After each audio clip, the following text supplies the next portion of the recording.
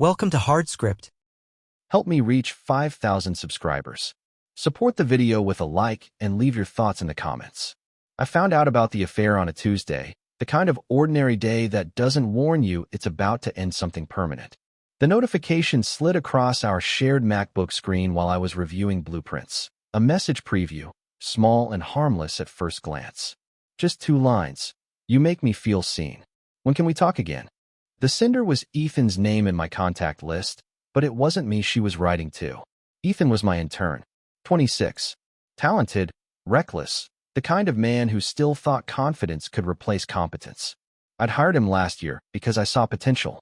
Apparently, so did my wife. Her name's Lauren. Interior designer. The kind who turns rooms into magazines and emotions into statements. She always said architecture was about control while design was about feeling. Maybe that's why she needed to win every argument by making me look like the rigid one. A week before I saw that message, she had looked me in the eye and said, "Why are you always so needy?" It wasn't a question. It was a test. When I didn't realize I'd already failed. I didn't confront her. I just closed the MacBook, logged off iCloud, and drove my Lexus RX 350 to the office. The city lights looked sharp through the windshield, too perfect, too artificial. At Starbucks, I ordered her usual oat milk latte and left it untouched on the counter. That was the first moment I decided to stop chasing her approval. Lauren always said silence made her anxious. So I gave her mine. At work, Ethan acted normal. Too normal. I watched him stumble through a client presentation, nervous and overeager, the same way I used to be when I thought hard work could protect you from humiliation. That night, Lauren was watching Hulu when I walked in. Some show about people renovating their lives one decision at a time. The irony didn't miss me. She smiled like nothing was wrong, like she hadn't already begun erasing the life we'd built. I sat down beside her, said nothing, and let the quiet settle. She mistook it for weakness. I knew it was the start of something else. She thought she'd proven I needed her more than she needed me. She was wrong, because from that night on, I decided to let her feel what need really meant. The next morning, she left early for a client meeting. I knew what that meant, but I didn't ask. Architects learn early that silence can hold more weight than confrontation. I sat at the kitchen island, the one we designed together from an IKEA catalog years ago, and looked at the smooth surface she'd chosen. It was beautiful, efficient, and suddenly, completely irrelevant. I made coffee for one, drank it black, and went to work without saying goodbye. At the office, Ethan was already there. He greeted me with that same too bright energy, the kind people use when they're hiding something. His hands shook as he laid out a design concept, her influence all over it. The soft lines, the unnecessary drama in the space. I nodded once, said it needed refinement, and walked away. I didn't raise my voice. I didn't correct him. I just started documenting everything, projects, revisions, emails. Not because I wanted revenge, because I wanted order. Lauren texted me that afternoon, a casual photo from Target, something about needing new candles. It was her language for peace. I didn't reply. By evening, she called, asking if I'd pick her up. I didn't. I watched the phone buzz until the light died. At home, the candles she'd bought were already on the counter, unopened. She'd taken a cab. I could hear her moving upstairs, pretending to be fine. That night, she tried to start small talk while scrolling through her phone. I responded with polite, quiet words, enough to sound civil, not enough to sound reachable. She sighed, frustrated, saying I'd been distant. That was the moment I realized how deep her denial went. She still thought she controlled the distance between us. I began shifting things at work, transferring accounts, reassigning tasks. No one noticed, not even Ethan. I was building a new structure beneath the one she believed still stood. The foundation was already shifting. When I got home, she was asleep on the couch, Hulu still playing, coffee cup from Starbucks half finished on the table. The image was perfect, curated, composed, hollow. I turned off the TV, took her phone from her hand, and placed it on the counter beside the candles. She thought I was slipping away. What she didn't know was that I was rebuilding, carefully, quietly, a life she wouldn't recognize when I was done. 2 days later, she started testing me. The sudden compliments, the forced laughter, the little touches that used to feel natural. I didn't respond. Architects know when something is decorative and when it's structural. and every gesture she made now was just decoration. She was trying to restore balance without admitting the fracture. I let her try. At work, Ethan avoided eye contact. He'd started wearing cologne that wasn't his, the same one Lauren used to buy for me every Christmas. I watched him stumble through meetings, distracted, unprepared. The team began to notice. He wasn't the promising intern anymore. He was the weak link. I didn't need to expose him. He was doing that himself. Quiet collapse is more effective than public punishment. By Friday, Lauren suggested we have dinner together, just us. She said it like an olive branch, but her eyes betrayed anxiety. We went to the small restaurant near the river, the same place we used to escape deadlines and chaos. She tried to fill the air with talk about clients, trends, colors, anything that sounded normal. I just listened. Every silence between her sentences stretched wider. When the check came, she reached for her card, then paused. I paid, as always. But this time, I didn't look at her when I did it. That small moment, that absence of acknowledgement, unsettled her more than any argument could. The next morning, I arrived at the office before anyone else. I drafted a performance review for Ethan. It was precise, factual, unemotional. His contract would end in 3 weeks. I scheduled the meeting without copying HR yet, not until the timing was right. Power isn't about volume. It's about timing. That night, Lauren came home late. I was in the living room, working quietly, the Lexus keys on the counter beside my notes. She stopped at the doorway, waiting for me to ask where she'd been. I didn't. She lingered, expecting confrontation. I gave her nothing. Eventually, she went upstairs alone. In the dark, I heard her crying softly. Not from guilt, but from confusion. She'd built her identity around being wanted. And now, for the first time, she wasn't. I closed my notebook, turned off the light, and whispered into the silence, though she couldn't hear me. This was only the beginning. By Monday, she'd started to mirror my quiet. It was unintentional at first, the way she moved through the house like a visitor, careful not to disturb the air. She stopped asking if I'd eaten, stopped waiting for me to sit beside her during her evening Hulu routine. I could see the questions building behind her eyes, but she wouldn't risk giving me the satisfaction of asking them. Silence had become our shared language, but I was fluent in it. She wasn't. At work, I finalized the transition plan. Every project Ethan had touched would move under my direct supervision. I spent hours reviewing his drafts, finding small errors, intentional or not. It wasn't revenge, it was calibration. The company needed precision, and I needed clarity. Later that afternoon, I asked him to stay behind. He looked nervous, almost defensive, as if he expected a confrontation. I simply thanked him for his work and told him his internship would end early due to restructuring. No accusations. No explanations. He nodded, pretending to understand, but the tremor in his voice betrayed him. The power had shifted, quietly, irreversibly. That evening, Lauren was waiting when I got home. She'd lit candles on the dining table, the same ones from Target, the ones she thought could mask guilt with fragrance. She said we needed to talk, that something was wrong between us. I let her speak until her words folded into silence. Then I told her everything was fine. My voice was calm, level, almost warm. That's what scared her. She wanted reaction, validation, anger, proof that she still had impact. I gave her nothing. She reached for my hand across the table, hesitant, uncertain. I stood up and took my coffee instead. She followed me with her eyes, waiting for me to turn back. I didn't. Later, when she went upstairs, I stayed behind, sketching floor plans for a new project. The house was quiet except for the faint hum of her phone charging on the counter. I looked at it for a long time, the same device that had carried her secrets, and realized I didn't need to check anymore. I already knew enough. She once told me I made her feel trapped by my need. Now she was the one pacing the glass walls, trying to find a way back in. The office felt lighter without Ethan, quieter in the right ways.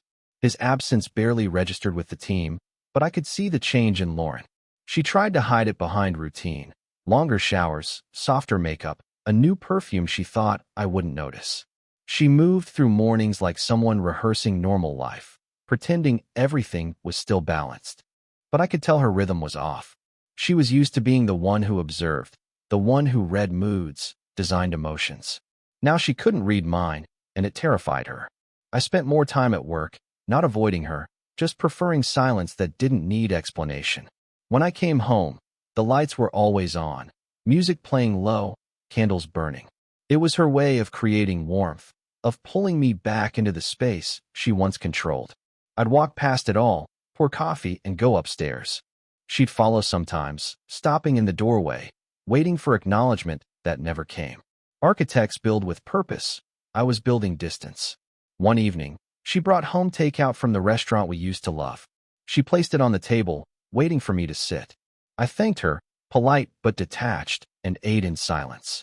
Halfway through, she finally broke. She said she felt like she didn't exist anymore, that I was punishing her, that she couldn't breathe in her own house. I didn't respond right away. Then I told her she was mistaken.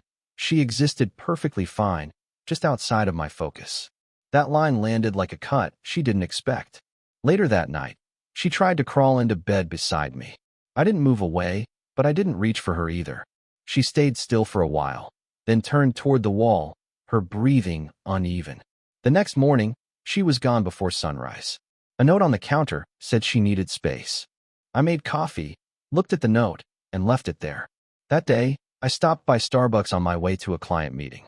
Her usual order was on the menu board, the one she used to post about every morning. I ordered mine black, no name on the cup.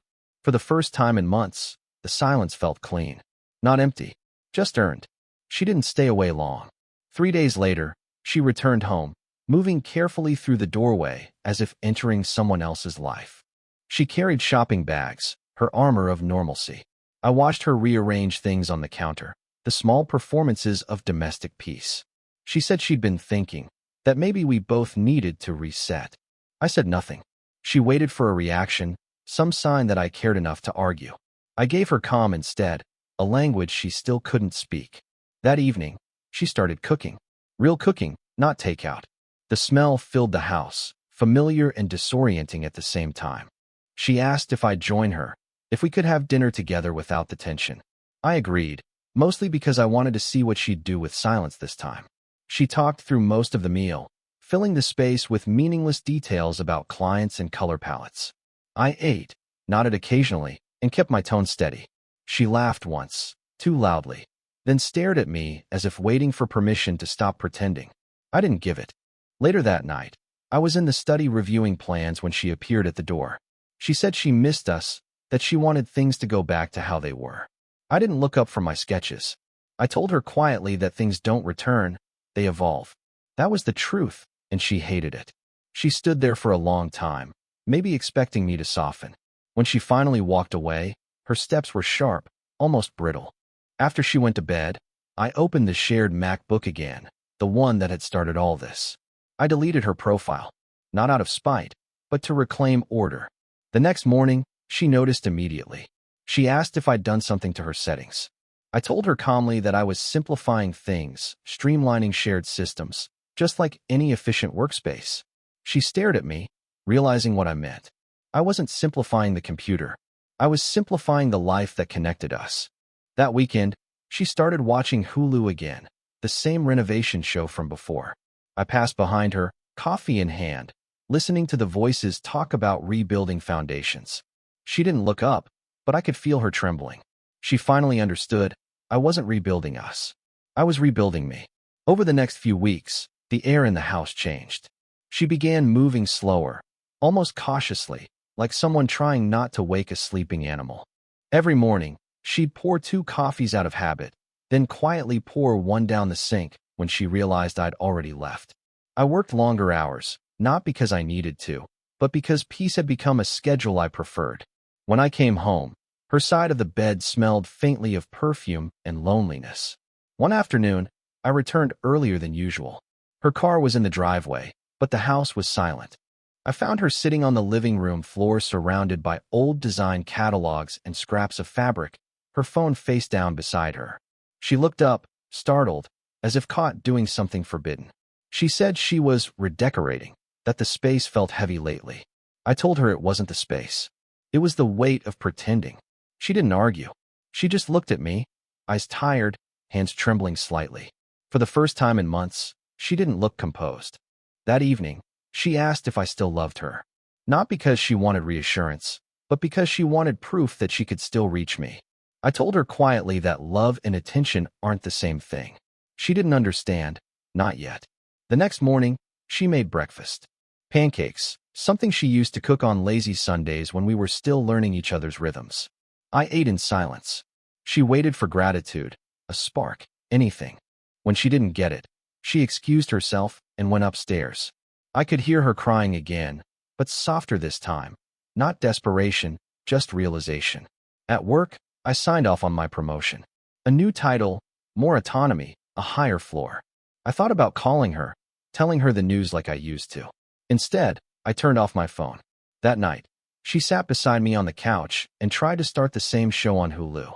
Halfway through, she turned it off. She said the noise made it worse. I agreed quietly, and for the first time, she didn't answer. The silence had finally stopped being her punishment. It had become her mirror. By autumn, she had started to look for ways to reach me that didn't involve words. She'd leave notes on the counter, brief, polite, like messages between coworkers. Dinner at 7. Picked up your dry cleaning. I'd read them, nod once to myself, and move on. We lived like that for weeks. Two people sharing air, but not gravity.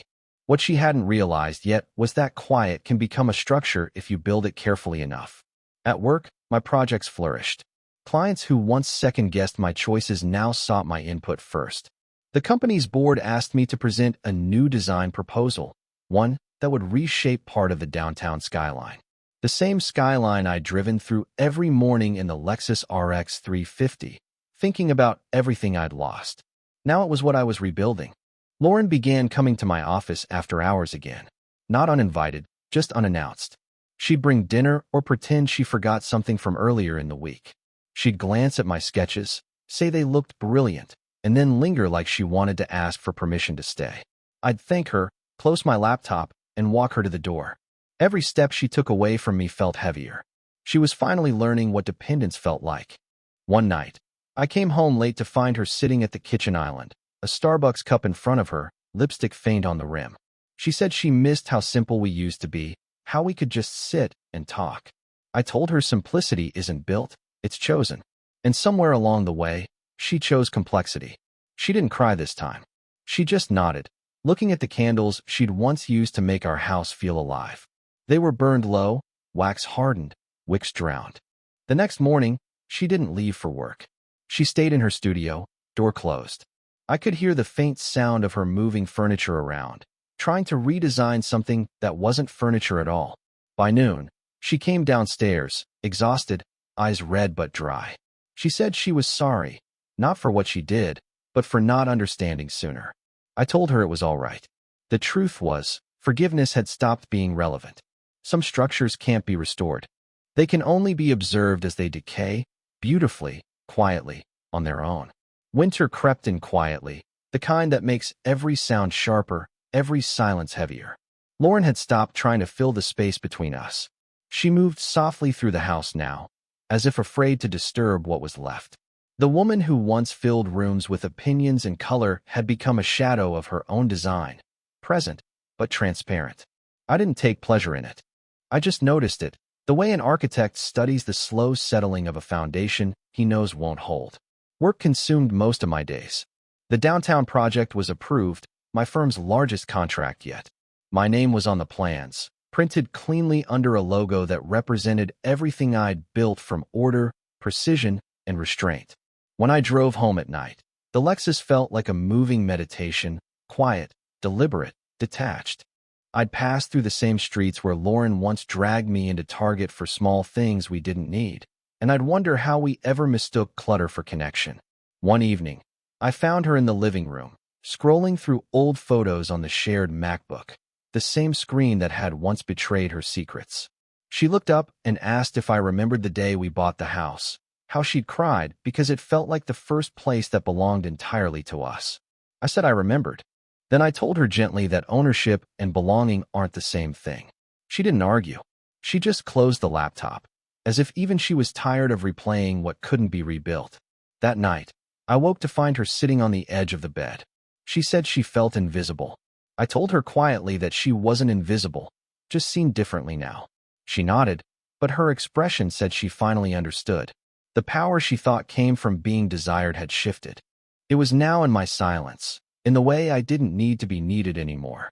The next morning, she left early for work without saying goodbye.